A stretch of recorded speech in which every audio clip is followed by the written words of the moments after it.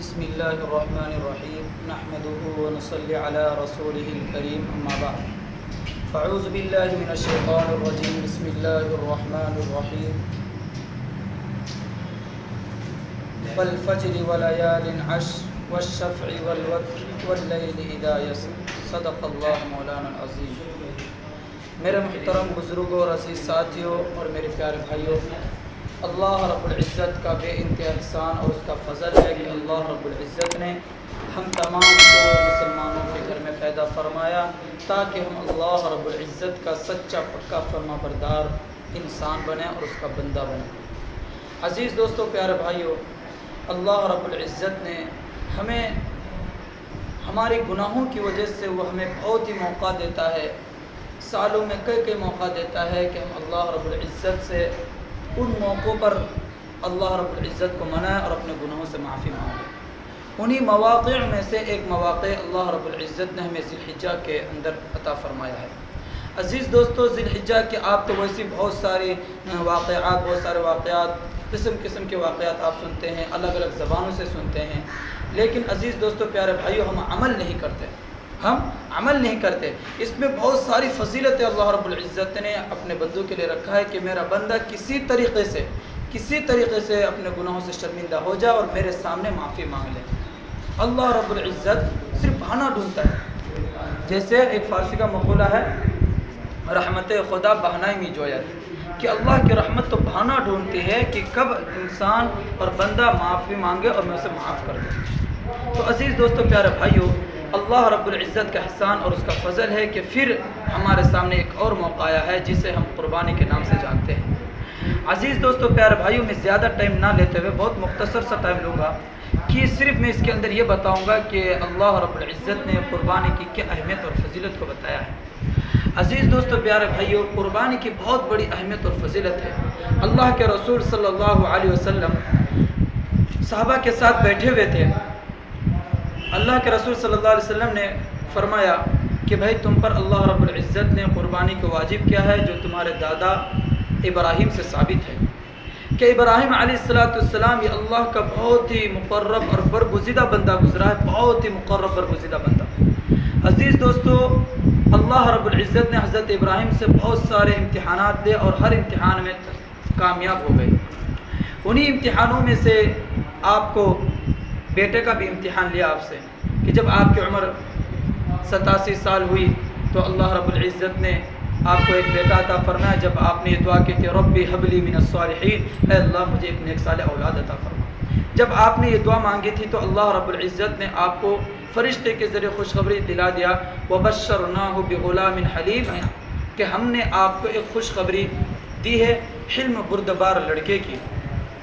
آپ کی 87 سال کی عمر میں ایک لڑکا عنایت فرمایا، اور وہ لڑکا عنایت فرمایا آپ کو، اور یہ لڑکا جب آپ کے 13 سال ہو گئے اور آپ کی عمر 100 سال جم چکے تو اس وقت اللہ کا حکم آپ کو آیا کہ آپ اپنے لڑکے کو اللہ کے راہ میں ذبح کریں۔ قرآن شریف میں اس کا نقشہ یوں کھینچا ہے، انی ارا فی المنام انی اذبحک فانظر ماذا تری، کہ حضرت ابراہیم علیہ السلام خواب دیکھ رہے اپنے بیٹوں کو کہ میں اپنے بیٹے کو ذبح کر رہا ہوں۔ چونکہ باپ بھی عقل مند، بیٹا بھی عقل مند، باپ وقت کے رسول پیغمبر تھے، نبی تھے، بیٹوں سے مشورہ لیا، بیٹا میں دیکھ رہا ہوں کہ میں خواب میں تجھے ذبح کر رہا ہوں، تمہارا کیا رائے ہے؟ عزیز دوستو، حضرت ابراہیم علیہ السلام کا تو اللہ رب العزت امتحان لے ہی رہا ہے، لیکن ان کے ذمے میں ان کے لڑکے حضرت اسماعیل سے بھی امتحان لیا جا رہا ہے۔ کیوں؟ اس لیے کہ یہی وہ اسماعیل ہے کہ اللہ رب العزت ان کے پشت سے پیغمبر آخر الزمان جناب محمد رسول اللہ صلی اللہ علیہ وسلم کو پیدا کرنا ہوتا ہے، اس لیے اللہ رب العزت حضرت اسماعیل علیہ السلام کو بھی امتحان لے رہا ہے۔ عزیز دوستو، حضرت ابراہیم علیہ السلام کے فرزند حضرت اسماعیل علیہ السلام اپنے باپ کو یہ جواب دیتے ہیں کہ فافعل ما تؤمر ستجدنی انشاء اللہ من الصابرین۔ ابو جی، آپ تو پیغمبر ہیں۔ حضرت اسماعیل سمجھ گئے کہ میرے باپ کو, میرے ابو جی کو اپنے طرف سے نہیں کہہ رہے, بلکہ اللہ کی طرف سے حکم آیا ہوا ہے. اور خواب میں نبی کو, رسولوں کو کوئی حکم ہونا, کوئی خواب نظر آنا, یہ وحی الہی کا کام کرتی ہے عزیز دوستوں. اس لیے آپ نے فوراً سمجھ گئے کہ اللہ کی طرف سے حقیقت حکم ہے. آپ نے فرمایا فافعل ما تؤمر, ابو جی جس چیز کا آپ کو حکم دے آپ کر گزریے, آپ بیٹے کی طرف, محبت کی طرف نہ دیکھیں. لہٰذا بیٹے کے جواب سن کر حضرت ابراہیم بھی بہت خوش ہوئے کہ اللہ رب العزت نے مجھے ایسا بیٹا ہی عنایت فرمایا. عزیز دوستو, پیارے بھائیو, پھر اس کے بعد حضرت اسماعیل علیہ السلام کو لے کر مینا کی طرف آپ گئے. مینا میں جانے کے بعد حضرت اسماعیل علیہ السلام کو لٹایا گیا. لٹانے سے پہلے چاقو کو بہت تیز کیا حضرت ابراہیم علیہ السلام نے. اتنا تیز کیا کہ وہ چاقو اگر انگلی بھی رکھ دی جائے تو انگلی بھی کٹ جائے, اتنے تیز. لیکن عزیز دوستو, پیارے بھائیو, جب حضرت ابراہیم علیہ السلام اپنے فرزند کو لٹا دیا, لٹانے کے بعد اوپر اپنا چھری چلا رہے ہیں تو چھری نہیں چل رہی ہے. کیوں؟ اس لیے کہ اللہ رب العزت کا یہ حکم تھا کہ اے چھری, تیرے اندر جو طاقت ہے, قدرت ہے, وہ میں نے سلب کر لیا ہے, لہٰذا میرے بندے حضرت اسماعیل کے ایک بال کو کاٹنے کی تمہیں اجازت نہیں. تو عزیز دوستو, پیارے بھائیو, حضرت ابراہیم علیہ السلام پوری زور چلا رہے اس چھری سے, جو چھری گردن میں چلنے سے پہلے اتنی تیز تھی کہ اگر انگلی کا یہ کونا بھی رکھ دیا جائے وہ بھی کٹ جائے, لیکن پورے زور لگا رہے لیکن کٹ نہیں رہے. عزیز دوستو, پیارے بھائیو, اللہ رب العزت اس قربانی کو دیکھ کر فرمایا فَلَمَّا أَسْلَمَا وَتَلَّهُ لِلْجَبِينِ, کہ باپ اور بیٹے مسلمان ہو گئے, فرما بردار ہو گئے. یعنی باپ اور بیٹے نے اللہ کے حکم کے سامنے اپنے آپ کو جھکا دیا. عزیز دوستو, پیارے بھائیو, اللہ رب العزت کا بہت بڑا یہ امتحان تھا جس میں حضرت ابراہیم علیہ السلام کامیاب ہو گئے. عزیز دوستو, پیارے بھائیو, تو میں یہ بتا رہا تھا کہ یہ اللہ کے رسول صلی اللہ علیہ وسلم نے صحابہ کو بتایا کہ حضرت ابراہیم کا یہ یادداشت ہے جو اللہ رب العزت نے بہت سارے امتحان لیے تھے اور تمام امتحان میں کامیاب ہو گئے. ان امتحانوں میں سے اللہ رب العزت کو امتحان اتنا پسند آیا, اتنا قبول کیا کہ میری امت کے ہر فرد پر واجب کر دیا, ہر فرد پر واجب کر دیا. اور عزیز دوستو, پیارے بھائیو, ہر مسلمان مرد عورت پر جو نصاب کے مالک ہو اس پر یہ فرض ہے قربانی. ضروری نہیں زکوٰۃ میں تو نصاب کے مالک ہونے کے ساتھ ساتھ سال کا ہونا ضروری کہ ایک سال گزر جائے, لیکن قربانی میں ضروری نہیں کہ سال گزر جائے.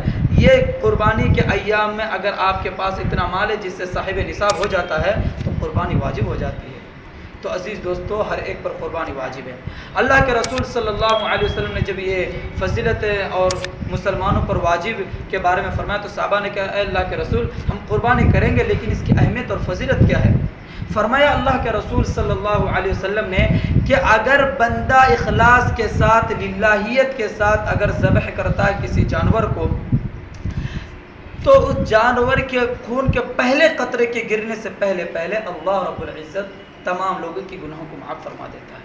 اور مزید فرمایا کہ رب العزت ایک بال کے بدلے میں ایک نیکیاں عطا کرتا ہے اگر کوئی قربانی دیتا ہے. 7 آدمی مل کر قربانی دے رہا ہے تو جتنے بال اس جانور کے اندر چمڑی میں ہوگی, تمام کے تمام بالوں کے بدلے میں ایک بالوں کے بدلے میں اللہ رب العزت نیکی عطا فرمائے گا. اللہ اکبر.